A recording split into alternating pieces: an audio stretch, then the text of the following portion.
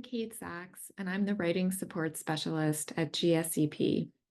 This week's writing tip is to avoid words and phrases that are unspecific and informal. Let's look at some examples and determine how we can improve these sentences. Our first example is etc. Researchers considered factors such as ethnicity, religion, education, etc. Instead, you can write, researchers considered factors such as ethnicity, religion, and education. When you use the phrase such as, your reader knows that you're giving a few examples of a larger whole.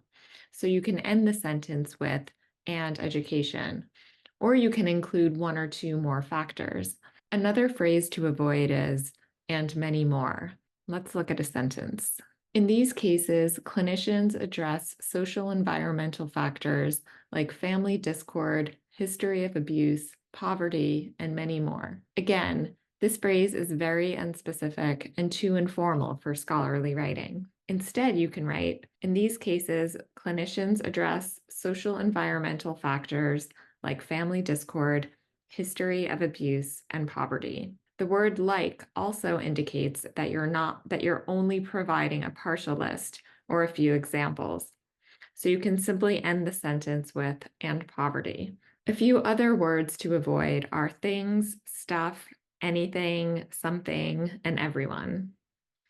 To find a more specific word, think about the word or words that things is replacing.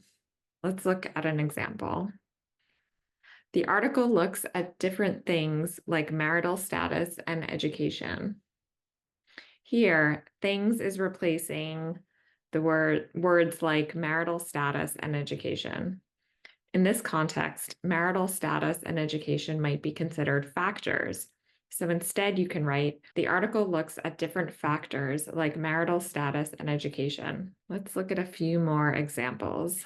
When you use the word anyone, you might be referring to participants or researchers. Again, when you use the word things, you might be referring to factors, examples, causes, effects, systems, behaviors. And when you use the word everyone, you might be referring to the family or a community, for example. So by avoiding these vague and informal words, you can improve your writing.